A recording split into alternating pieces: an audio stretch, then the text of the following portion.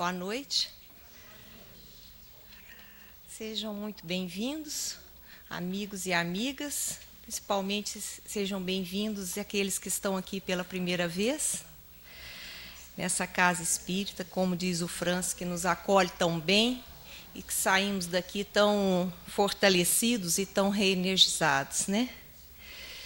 Eu trouxe um tema para falar com vocês, um estudo para falar com vocês essa noite, que está num livro que tem na livraria lá embaixo, que se chama Reconciliação. É um livro do autor Andrei Moreira, não é um livro psicografado. O Andrei Moreira, ele é médico, homeopata e presidente da Associação Médico Espírita de Belo Horizonte. Eu gostei muitíssimo do livro, achei que me acrescentou sobremaneira. Então, eu fiz um estudo, apresentei no grupo do Fred domingo passado, e ele me convidou para que viesse trazer para vocês esse material. Então, vamos lá. Existem duas forças que atuam dentro de nós e que são muito significativas.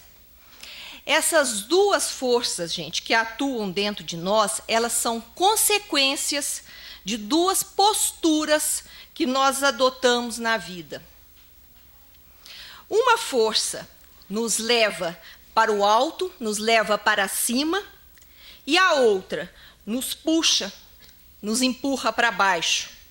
Uma força nos acrescenta e a outra nos subtrai, nos diminui. São duas forças, gente, decorrentes, respectivamente, da gratidão, essa que nos eleva, que nos traz para cima, e da exigência, da cobrança. Essas são duas posturas que nós adotamos diante da vida, que nós escolhemos adotar diante da vida. E são escolhas, realmente, escolhas, muitas vezes até inconsciente, né, Jerusa? Mas escolhemos ou ser gratos à vida ou exigir e cobrar da vida. Observem, gente, à medida que eu for falando, vocês vão observando, vocês vão refletindo aí com vocês mesmos.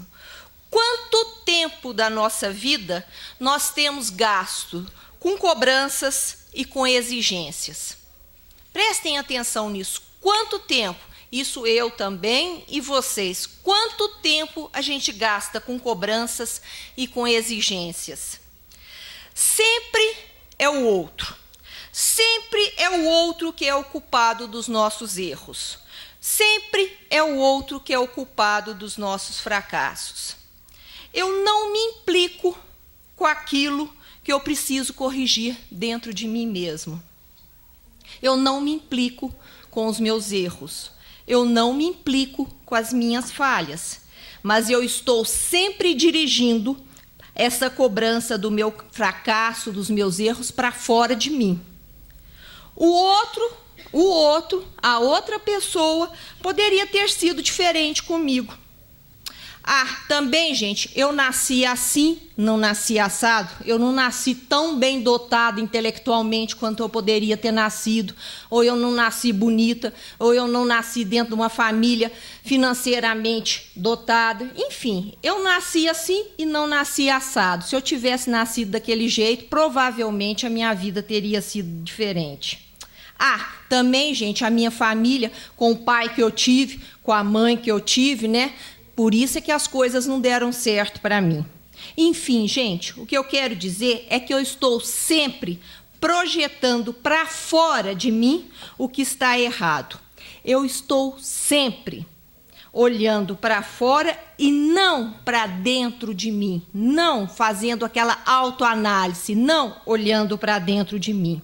E com essa postura de cobrança, de exigência do outro, eu estou sempre cobrando do outro, eu me desconecto, eu perco essa sintonia com essa espiritualidade de luz. A cobrança, essa exigência, ela é fruto de uma sensação ou de um estado de direito. Como é que é isso?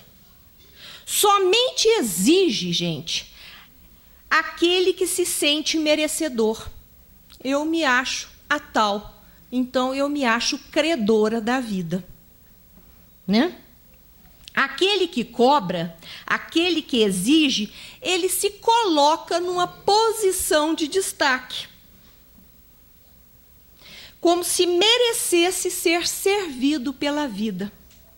E é interessante, gente, porque essa postura de cobrança, na maioria das vezes, 99,9% das vezes, ela é só uma máscara. O que tem por trás dessa cobrança é uma autoestima ruim, gente. Uma autoestima lá embaixo, lá no buraco mesmo. Muito baixa mesmo. Uma carência enorme. O sujeito é um grande carente, então ele está sempre exigindo, ele está sempre cobrando, né? O tamanho da carência normalmente equivale ao tamanho da exigência que ele faz da vida. O carente, gente, é aquela pessoa que espera que o outro supra as suas necessidades.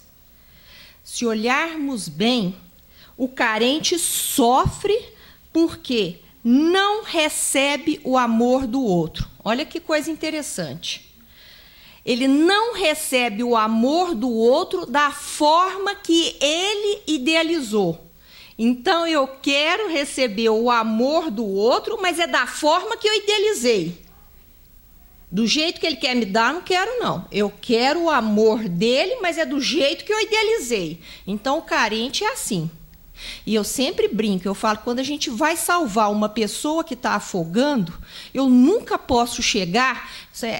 noções de primeiros socorros. Se eu vou afogar alguém, se eu vou salvar alguém que está afogando, eu tenho que chegar por trás e puxar pelo cabelo, puxar pela roupa, porque se eu chegar pela frente, ele me afoga junto, de tão desesperado que ele está. O carente é do mesmo jeito. O carente, ele me afoga de tão desesperado que ele está. A cobrança e a exigência é tão grande, mas é a cobrança e a exigência que ele me ame do jeito que eu idealizei, não é do jeito que ele pode me amar, não. Então, assim é a cobrança, é a exigência do carente. E o que está, gente? O que está por trás dessa carência afetiva e desse sentimento de menos-valia do carente? O que está por trás da pessoa carente?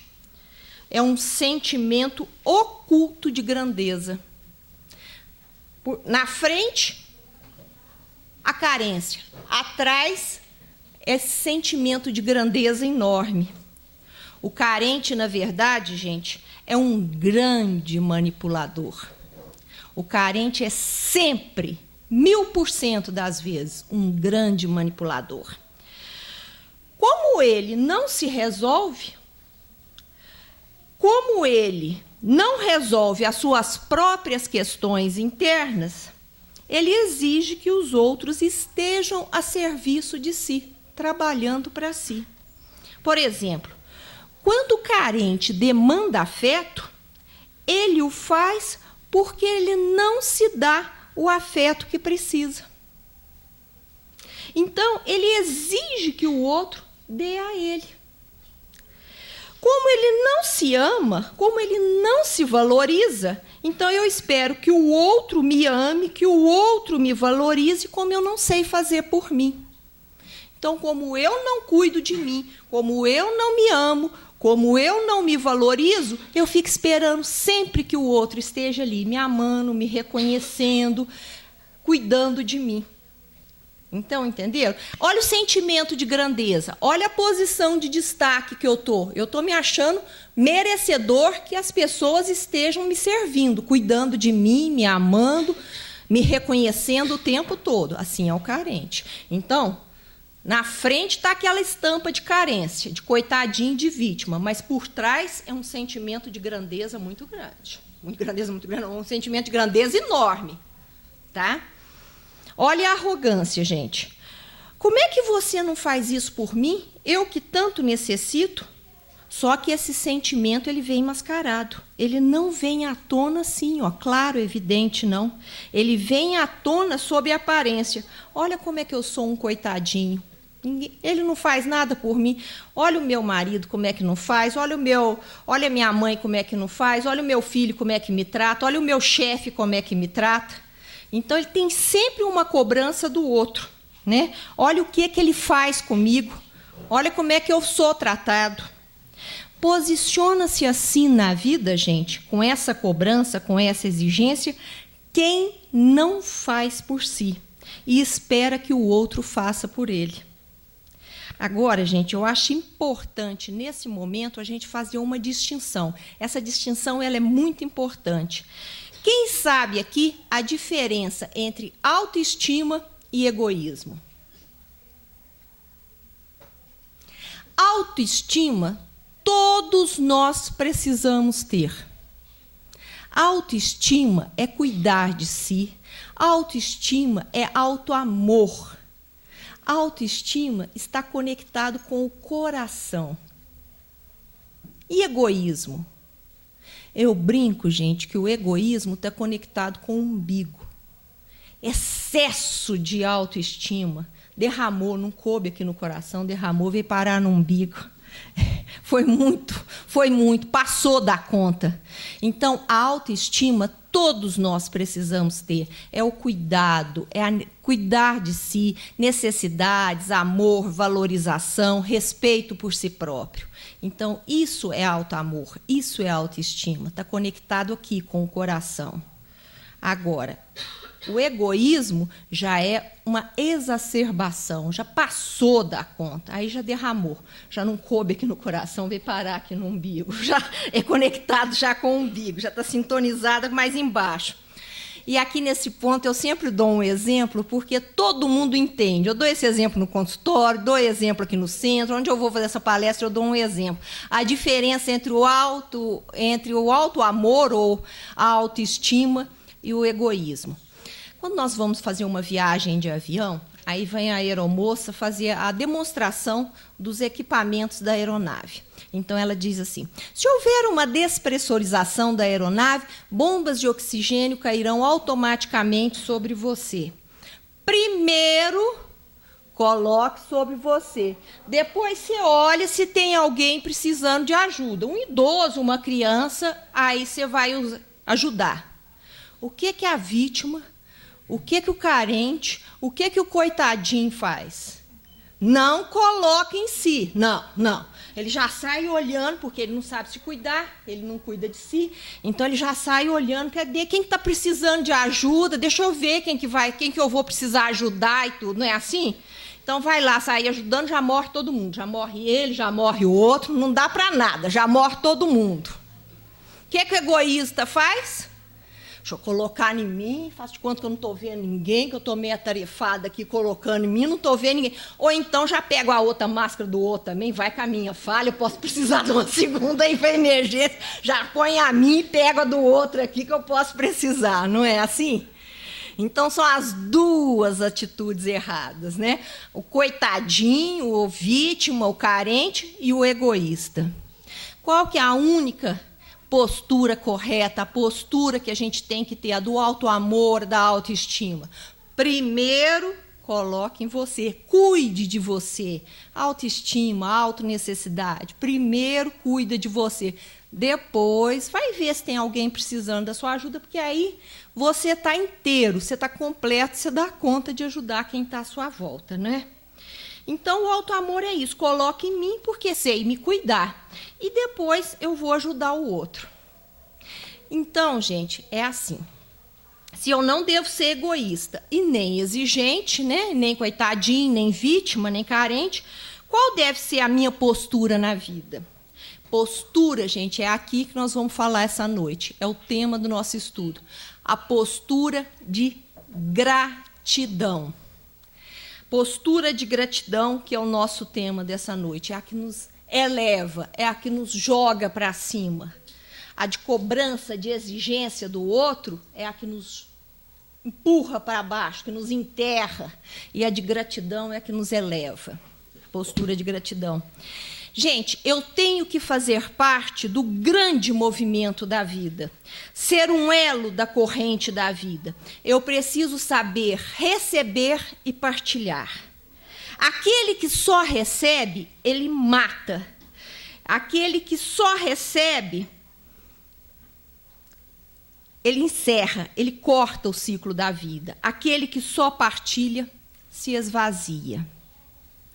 O Freud, num texto belíssimo dele, ele fala o seguinte, que existem 3 energias, e eu brinco, são 3 combustíveis, e aí a Jerusa, me ajuda, Jerusa, que fazem com que a vida aconteça, que dê conta que tudo esteja rodando, acontecendo no universo. Quais são essas 3 energias, esses 3 combustíveis?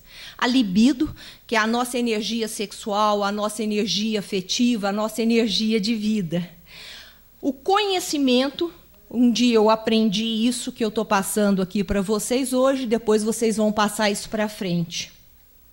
E o capital, o dinheiro.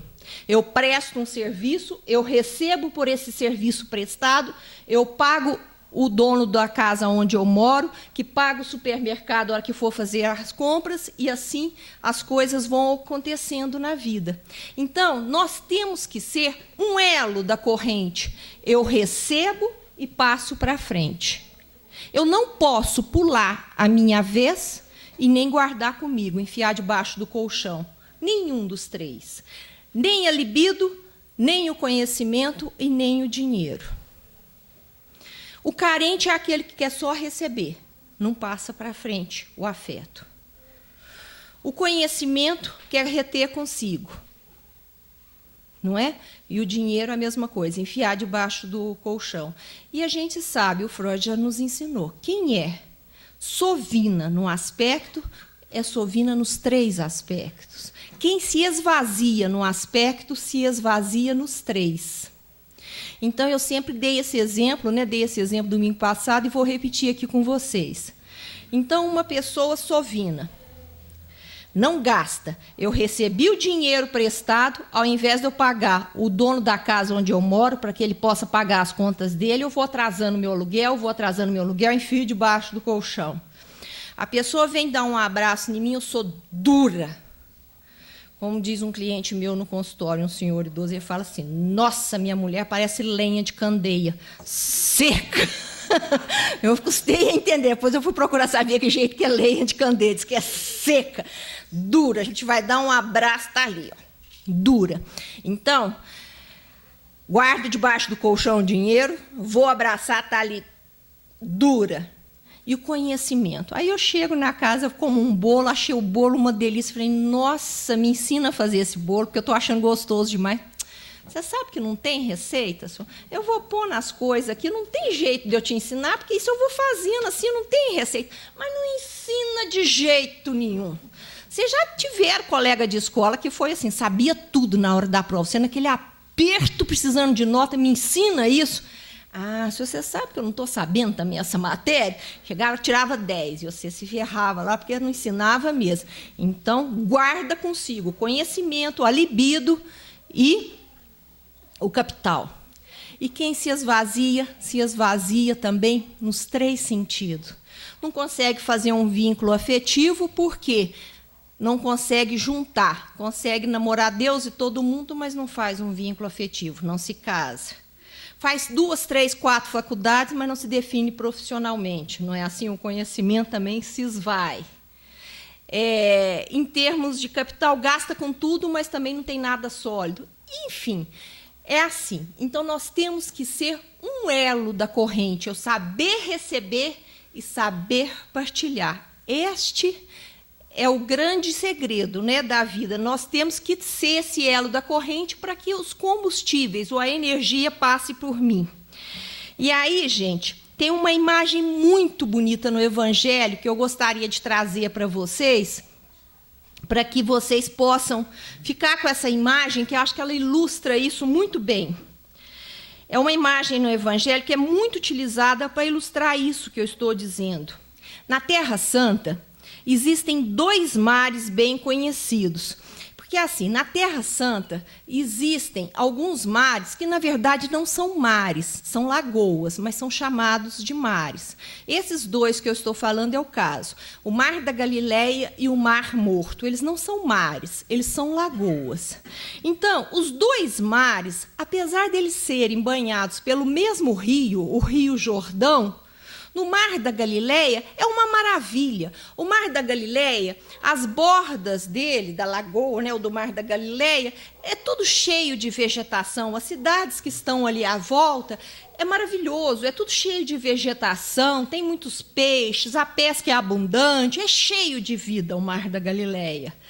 Já o Mar Morto, que também é banhado pelo Rio Jordão, é um mar que não dá peixe, que não tem vida à sua volta, é desértico ali à sua volta. Então, a grande questão é essa, mas como? Se os dois são banhados pelo mesmo Rio Jordão, como que é possível isso? E a grande explicação é essa. Apesar dos dois serem banhados pelo mesmo Rio Jordão, o Mar da Galileia, ele recebe o Rio Jordão pelo norte, recebe as suas águas, escoa a água do Rio Jordão ao sul. Então, ele recebe e escoa, ele não retém para si. O Mar Morto, ele recebe o Rio Jordão pelo norte e retém o Rio Jordão. Ali não tem como escoar. Entende? Então, gente, é isso. Na Terra Santa existem dois mares bem conhecidos. Embora alimentados pelo mesmo Rio Jordão, eles são completamente diferentes. O primeiro é o Mar da Galileia, cuja água é doce e contém muitos peixes. Muitas cidades à sua volta, com lavouras verdes, árvores e jardim, tudo irrigado por ele. O outro é o Mar Morto, que é célebre por sua densidade de sais minerais. Ele não tem peixe e nem os vegetais conseguem viver de suas águas. Seus arredores são desertos. Não existe área verde. O Mar Morto apresenta um aspecto desolador. De onde vem essa diferença? Se os dois são alimentados pelo mesmo Rio Jordão, a explicação é simples. O Mar da Galileia recebe o Rio Jordão pelo norte, porém não o guarda para si. Toda a água bela e fértil que recebe, ele solta pelo sul. E o Rio Jordão prossegue o seu caminho, irrigando e semeando vida por onde ele passa. O Mar da Galileia não vive para si, ele reparte tudo que recebe. O Mar da Galileia é cheio de abundância, porque sabe receber e sabe deixar fluir. Ele é o elo verdadeiro da corrente. Já o Mar Morto, não. O Mar Morto, ele recebe o Rio Jordão ao norte, mas o retém para si. Ele não possui saída para o Rio Jordão. Assim, enquanto as águas se evaporam, todos os sais minerais se acumulam no enorme recipiente fechado. E a excessiva saturação torna-se veneno, que mata qualquer espécie de vida que ali se encontra. É um mar que mata. E mata porque ele é fechado, porque não tem saída. O que recebe é bom e saudável, só que não tem saída, não escoa. É ele que, por ser fechado, transforma em veneno. E isso ilustra o elo da corrente que a gente estava falando. O carente, gente, é alguém que só quer receber. É alguém que só olha para aquilo que lhe falta. Ah, mas não me deram isso. Ah, faltou aquilo para mim. Ah, mas se eu tivesse recebido aquilo. Não olha para aquilo que verdadeiramente tem para dar, porque quando dá afeto ou algo, o dá com a intenção de manipulação, com a intenção de seduzir e ganhar algo em troca. Isto não é a verdadeira partilha, gente. Isto é manipulação afetiva. E aqui, nesse momento, gente, da nossa reflexão, nós vamos lembrar a parábola do filho pródigo. Essa parábola, ela é muito simbólica para nós, porque ela nos permite entender a postura de exigência, de cobrança, que nos leva lá para o menos, que nos afunda, e a postura de gratidão, que nos leva para o mais, que é a postura com a qual nós crescemos, que nós vamos ter uma vida plena. O Evangelho começa a parábola dizendo que o filho é jovem, e está cansado. O que é jovem, gente? No caso aqui da parábola, inexperiente. O que é cansado da vida? No nosso caso aqui da parábola, ele está numa pulsão de morte. Então, gente, ele, inexperiente, mergulhado nessa pulsão de morte, olhando para o menos, aquilo que faltou para ele, aquilo que ele não teve, aquilo que não deram para ele, está olhando só para o menos. Ao invés de olhar para o mais, ele chega até seu pai e faz o quê? O que é que o filho pródigo faz, gente? Ele cobra, ele exige a sua herança. Agora, me digam uma coisa, gente. Desde quando herança pode ser exigida? Desde quando? Me diga uma coisa, Vida. Herança. Filho tem direito à herança? Pai vivo, filho tem direito à herança? Então, desde quando tem, Mariela? Desde quando o filho tem direito à herança? O filho tem direito à herança? Não. O filho só tem direito à herança do ponto de vista jurídico, depois que o pai morre. Do ponto de vista da transmissão dos bens. Herança não é direito. Herança é presente. Guarda isso. Herança não é direito de filho. Herança é presente dos pais.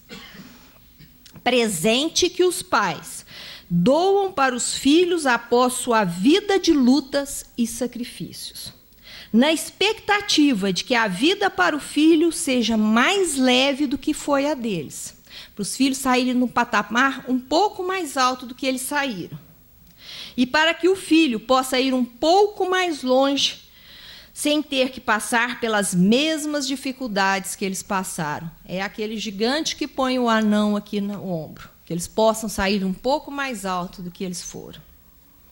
Agora, gente, quando o filho olha para a herança como um direito, cobrando, exigindo, perde o direito à herança. Porque, do ponto de vista espiritual, ele desrespeita profundamente os pais, profundamente. Filhos de pais vivos que disputam a herança dos pais querem inconscientemente matar os pais. Porque só assim, né, gente, podem ter direito à herança. Então, o que eles estão querendo inconscientemente? Filhos de pais desencarnados que brigam pela herança também desrespeitam profundamente os pais. Herança, volto a falar, não é direito, é presente. Então, gente, o filho pródigo é o símbolo dessa desconexão. Porque ele começa numa exigência, numa cobrança, e, naturalmente, aquele que exige se sente um ser de direito, um ser merecedor, um ser de destaque. E porque ele se sente um ser de direitos, ele menospreza aquele que recebe, aquele que está doando, aquele do qual ele está recebendo. Gratidão, gente, é muito mais do que dizer obrigado. Gratidão é um estado de respeito, é uma reverência na alma, é um curvar-se dentro do coração, diante daquilo que eu recebo. A pessoa verdadeiramente grata não é aquela que diz obrigado, é aquela que olha para o valor daquilo que recebe e faz valer todo centavo daquilo que recebe, tudo que recebe. Freud tem uma frase linda num texto dele que diz o seguinte: aquilo que herdaste de teus pais, conquista-o para fazê-lo teu. Então, gente, aquele que é grato valoriza aquilo que recebe. Ele utiliza o que recebe. Ele multiplica o que recebe. Isso é conquistar. Dizer muito obrigado, isso é simplesmente polidez social. Se eu digo para todo mundo, toda hora, abriu a porta de um carro para mim, muito obrigado, me deu um troco, muito obrigado. Isso é só polidez social. Ser grato é curvar-se. Aquele que se curva está dizendo, eu reconheço o valor, Eu uso isso com maior respeito pela fonte que me doou isto. Como o filho pródigo estava na outra postura, naquela exigência, naquela cobrança, o que ele faz com a herança que lhe foi dada, gente? O que ele faz? Ele dispersa, ele acaba com tudo. Diz o Evangelho que ele vai descendo, olha como é que é simbólico, ele vai descendo pelo caminho, gastando dissolutamente a herança, até que nada mais da herança lhe sobra. Por que ele gasta a herança, gente? Por que ele desgasta a herança? Porque ele não olha para o valor dela. Ele não olha para o valor daquilo que recebeu. Então, ele desperdiça, ele esbanja. Como não fez por conquistá-la, ele está desrespeitando a fonte da onde veio. Qual que é a consequência disso, gente? Aonde que o filho pródigo chega? No fundo do poço, lembra? Lá no fundo do poço. No fundo do poço ele está solitário, vazio, ausente de possibilidades, e aí ele começa a comer com os porcos. Ele se emprega num lugar que cuida de porcos e começa a disputar com os porcos a comida que sobra. E aí, nesse momento, algo muito importante acontece. Nesse momento, ele faz uma virada. É o grande momento da virada dele. É o momento da cura do filho pródigo. Qual que é esse momento, gente? É quando ele chega ao fundo do poço e se arrepende.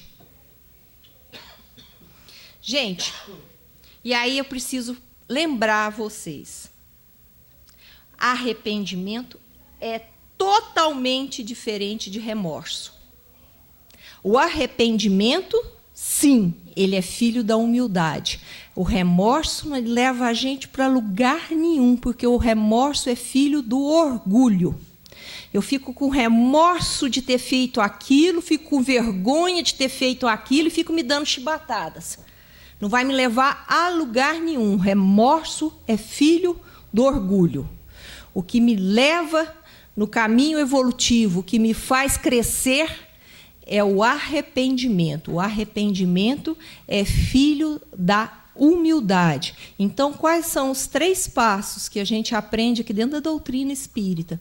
O arrependimento, que é a conscientização, que foi esse momento do filho pródigo, é o arrependimento, que é a conscientização, a expiação, que é o sofrimento. Nossa, por que eu fiz isso? E eu sofro com aquela situação que eu estou vivendo.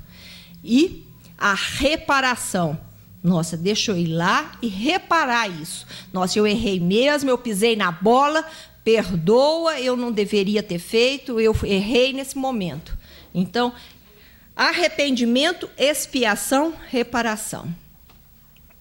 Então, o arrependimento é filho da humildade, o remorso não, o remorso é filho do orgulho. Ficar se autoflagelando não vai te levar a lugar nenhum. Daí ele se lembra como os empregados eram tratados na casa do seu pai. Ele se lembra da dignidade com que o papai tratava os empregados. Esse é o momento que ele começa a se curar. O momento da cura, o momento que ele faz a conversão na alma. Ele sai da exigência da cobrança e vem para a gratidão. Ele sai daqui, da exigência, e vem para a gratidão. Esse é o momento da cura do filho pródigo. É quando ele reconhece a dignidade na casa do pai. Então, ele diz para si mesmo: na casa do meu pai, mesmo o mais humilde dos trabalhadores é tratado com dignidade. Eu irei voltar. Se meu pai não me receber como filho, ele ao menos empregar-me-á na sua seara e eu serei tratado com dignidade. O que aconteceu no coração dele naquele momento? Quando ele se arrependeu, ele olhou para a casa do pai e enxergou o valor, gente, a grandeza na casa do pai. Ele olhou para aquilo que ele tinha e perdeu. Naquele momento, ele se curvou. Isso se chama gratidão.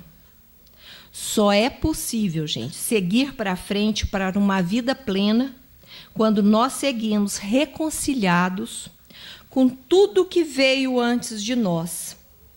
Reconciliar é ser grato por tudo. Dá um lugar de amor no coração para tudo e para todos. Essa postura de gratidão é que devemos ter na vida, ao invés dessa postura de exigência, de cobrança. E ela começa lá atrás, com as pessoas mais importantes da nossa vida. Quem são as pessoas mais importantes da nossa vida, gente? Nossos pais. São os legítimos representantes de Deus para nós. Nossos pais. Sem sombra de dúvida, eles são as pessoas mais importantes da nossa vida. Porque nos deram a vida, nos deram a oportunidade da encarnação. Por isso que nós estamos aqui. Graças a eles nós estamos aqui. Mas é nessa relação, na relação com os nossos pais, que normalmente nós manifestamos a maior ingratidão. É nessa relação que nós costumamos ser os mais exigentes. É por isso, gente, devido a essa postura com eles, de exigência e não de gratidão, que várias outras áreas da nossa vida não fluem. Enquanto a gente estiver na postura de exigência e de cobrança, a gente não decola na vida. Nós só vamos decolar na vida na hora que a gente tiver uma postura de gratidão com os pais. Isso eu dou 1000% de garantia para vocês. É impossível termos uma vida plena, uma vida que flui, se não tivermos uma postura de gratidão para com os nossos pais. As pessoas acham que para que isso aconteça é preciso amor. Não. Amor nós temos com os nossos pais sempre. Sempre tivemos. Mesmo que esse amor esteja doente. Mesmo que às vezes não o enxerguemos, porque ele está lá embaixo, debaixo do monte de mágoa e de ressentimento que a gente tem pelos pais. Mas lá embaixo tem o amor, muito amor. Por cima pode ter um monte de mágoa e de ressentimento, mas tem um monte de amor lá embaixo. Tá? Então, amor a gente sempre teve pelos pais. Mas a gratidão é um sentimento que nós temos que construir. Mas não é simplesmente gratidão, não. É gratidão, vírgula, sem críticas, vírgula, sem julgamentos, vírgula, sem exigências, vírgula, sem dó. E aí, gente, essa segunda parte da frase é que a gente dança. Porque não criticar, não julgar, não exigir, não ter dó é algo muito difícil dentro da nossa cultura atual.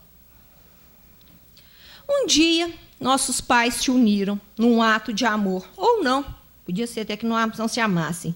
E daí veio algo tão grandioso, tão infinito, que se chama a vida, a nossa vida. E essa oportunidade da vida que eles nos deram é algo tão grandioso que os coloca num lugar de honra e grandeza perante nós, que eles jamais perdem, independente do que venha depois. Lá no Evangelho está lá, com todas as letras claríssimos. Honrar pai e mãe. Não fala em amar pai e mãe, não. Honrar pai e mãe. Porque eles nos deram a oportunidade da vida. Pronto, acabou. Essa oportunidade da reencarnação é preciosíssima. Então, essa oportunidade da vida que eles nos deram é algo tão grandioso que, por isso, eles estão num lugar de honra e grandeza perante nós, que eles jamais perdem, independente do que venha depois. E o que vem depois, gente, é uma história humana. Deu, não deu, pôde dar, não pôde dar, faltou isso, não faltou. Todo pai, toda mãe é humano. Então, todo pai, toda mãe erra muito. Todo pai e toda mãe tem muito limite, muita falha, muito defeito de personalidade. É humano. Então, o que vem depois é a história humana, faz parte, tá? Daí a gente faz uma lista enorme de defeitos, uma lista enorme de faltas, uma lista enorme de coisas que eles deveriam ter dado e não deram, uma lista enorme de coisas que eles erraram e que eu julgo, critico, e por isso eu não dou certo com eles. Tá? Daquilo que eu não tive, daquilo que eu deveria ter tido, daquilo que eu merecia e não recebi, daquilo que eu não gosto, principalmente daquilo que eu não gosto na personalidade deles. E aí eu faço uma lista de motivos para julgar, para criticar e para exigir. Muitas vezes, gente, essa exigência é silenciosa aqui dentro, ó, do coração. E eu penso comigo, eu vou ser melhor que papai. Eu vou ser melhor que a mamãe. Aquilo que o papai, aquilo que a mamãe fez, eu não vou fazer de jeito nenhum. Não é assim que eu penso? Isso quer dizer que eu me acho melhor que eles. Olha a minha grandeza, olha a minha arrogância, eu me acho melhor que eles. O que acontece? Sabe o que acontece, gente?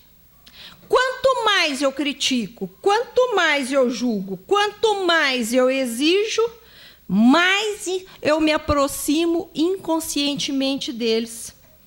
Mais eu repito a história deles. Muito mais eu repito esse destino deles. Falei do papai, estou fazendo igual. Falei da mamãe, falei que ia fazer muito melhor, estou fazendo pior. Não é assim? É o que acontece. Quando nós não desenvolvemos essa gratidão, frequentemente nós repetimos esse destino. Então, gente, na relação com os nossos pais, não cabe perdão. Dizer que temos que perdoar nossos pais é pura arrogância. Significa que estamos olhando para aquilo que faltou, sem olhar para aquilo que foi dado. Faltou isso, faltou aquilo, faltou sim, faltou um monte de coisa, mas eles nos deram aquilo que é mais importante, a vida, a oportunidade da reencarnação. E isso eu tenho que ter gratidão. E eles estão no lugar de honra. Na relação com os nossos pais, nós nunca vamos nos tornar credores, nós sempre seremos devedores. Aquilo que eles nos deram, a vida, foi infinitamente maior, gente, do que aquilo que não foi dado. A gente tem que se conscientizar disso. A nossa felicidade, isso vocês podem escrever, eu assino embaixo. A nossa felicidade só depende de focarmos naquilo que foi dado, em sermos gratos. Aquilo que não foi dado não é verdadeiramente importante. Ao contrário, muitas vezes é devido àquilo que não foi dado que nós nos tornamos os homens e as mulheres que somos hoje, com virtudes e conquistas, porque houve falta. E eu devia ter trazido, pensei em trazer semana passada, não trouxe, pensei em trazer hoje, não trouxe. Eu tenho um joguinho que eu sempre levo trago nessas ocasiões. É aquele joguinho que cabe na mão, que a gente brinca. Eu não sei se ele chama caça-letras ou forma-palavras. Tem gente que fala forma-palavras, tem uns que falam caça-letras. Que você vai formando palavrinhas com 4 letras e tem um buraco no meio. Você escreve amor, você escreve casa, sabe? Vai rodando as letrinhas ali até formar palavras. Você só forma uma palavra, só dá construção, porque tem um buraco no meio, porque tem falta. Se tivesse tudo completo, você não mexia, não dava construção. Então, a gente tem que ter falta, tem que ter buraco, tem que ter falha, senão não dá construção, a gente não cresce. Então, nós só nos tornamos... Aquilo que não foi dado para a gente não é verdadeiramente importante. Ao contrário, muitas vezes é aquilo que não foi dado que nos torna, porque aquilo que não foi dado que fez com que nós nos tornássemos os homens e as mulheres que nós somos hoje, com as virtudes e as conquistas, porque houve a falta. Isso é importante, gente, o que eu vou dizer. As pessoas acham que nós somos o efeito da nossa infância e da nossa adolescência. Como se esse efeito pudesse ser alguma coisa independente de nós, como se a gente fosse um objeto e aquilo acontecesse independente de nós. Não é. Não somos objeto daquilo que nós vivemos, não somos escravos daquilo que nós vivemos. Nós somos, sim, o resultado daquilo que interpretamos daquilo que foi vivido. Isso sim, nós somos o resultado da interpretação que eu fiz do que eu vivi. Nós podemos sempre, todos os dias, reescrever a nossa história. Nós podemos sempre reinterpretar a nossa história. Nós podemos sempre dar um novo sentido e um novo redirecionamento para a nossa história. E aqui, para finalizar, gente, eu vou dar um exemplo para vocês. Vocês me desculpem o exemplo, que eu acho que ele é até um pouco porco, com as palavras feias, chucras, mas é assim, impactante para que fique esse exemplo para vocês, como um fechamento para vocês levarem essa imagem. A gente tem. Aí vocês vão me perguntar assim, Sandra, mas tá, então você me fala que. E as coisas horríveis, aquelas coisas feias que eu sofri na minha infância ou que eu sofri na minha adolescência? Os abandonos, os abusos, as violências, as faltas todas que eu tive, aquelas coisas horrorosas, todos aqueles sofrimentos. O que eu vou fazer com aquilo? Eu falo, a gente tem duas posturas na vida para fazer com isso. Duas. Realmente aquilo, desculpe a expressão, é muito feia, aquilo é uma merda mesmo. Então, a gente pode ou ficar ali, convivendo com aquele esgoto, ali em volta da gente, pisando naquele esgoto e reclamando o tempo inteiro daquele esgoto. Nossa, como que isso fede? Nossa, isso está infectando a minha vida. Nossa, eu fico aqui, ó. Tá vendo como é que esse esgoto faz parte da minha vida? Olha que coisa horrível, olha tanto que isso fede, olha tanto que isso infecta a minha vida. Ou então eu posso pegar esse esgoto, dar uma interpretação diferente e fazer disso um adubo. E com esse adubo eu me fortalecer e crescer. A matéria-prima é a mesma. O que vai diferenciar é o tratamento que eu der. Então, só depende de mim. A matéria-prima é exatamente a mesma. O tratamento é que vai diferenciar. Ou eu fico ali me lamentando e a única coisa que eu vou saber é que eu sou uma pessoa que tem muita autocompaixão, tem muito pena de mim mesmo. E vou reclamar de minha vida inteira. Como é que isso fede, como é que isso aqui infecta a minha vida, você não tem dó de mim, olha que tristeza, olha o que eu sofri, olha como é que isso aqui contamina a minha vida toda para o resto da vida. Ou então eu resolvo olhar para aquilo, pôr a mão na massa e fazer disso um adubo para que eu possa me fortalecer e crescer. E eu vou fortalecer e crescer bastante com aquilo. A matéria-prima é exatamente a mesma. O que vai diferenciar é o tratamento que eu vou dar. É a minha interpretação, é a minha postura na vida. Era isso, gente. Obrigada. Bom. E agora, gente, eu gostaria de dizer a vocês que o estudo que eu tenho, que eu trouxe para vocês, é esse. Eu gostei muitíssimo desse livro, ele me acrescentou bastante. Eu gosto muito do Andrei Moreira, ele trabalha com constelação familiar, que é uma terapia sistêmica nova que está aí, e o livro dele se chama Reconciliação. Não tenho absolutamente comissão nenhuma com a venda do livro, mas realmente, como me acrescentou bastante, eu estou indicando, na livraria tem. Reconciliação, consigo mesmo, com a família e com Deus. Andrei Moreira, ele é médico, homeopata e presidente da Associação Médico Espírita de Belo Horizonte. Agora, o Francis deixou comigo o encerramento, a prece. Então, vamos começar a nos concentrar. Fechem os olhos. Esqueçam as preocupações. Esqueçam os pensamentos, tarefas, estresse.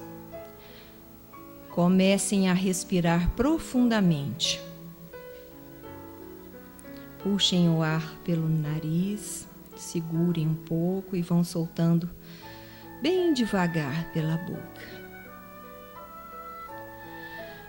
Comecem a pensar no seu espírito protetor, que está agora ao seu lado, tentando estabelecer um contato com você. Seu espírito protetor está ao seu lado, torcendo para que você vença todas as provas, todas as dificuldades. Espírito que te ama profundamente e que está olhando por você. Ele não pode tirar você das provas. Ele não pode tirar você das dificuldades. Ele não pode viver a experiência por você, mas ele te ama profundamente e está ao seu lado, te acompanhando, te guiando, te fortalecendo.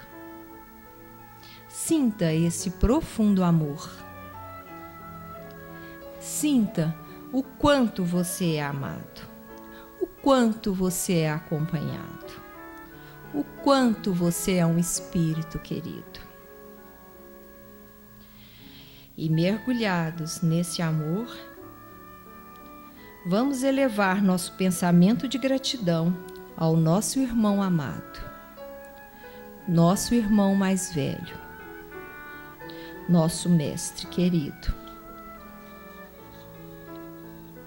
Mestre Jesus. Me ajude. Me ajude primeiro a me encontrar antes de me doar. Mestre Jesus, que eu possa respeitar os meus próprios limites e aprender a dizer não, quando essa é a minha real necessidade e direção.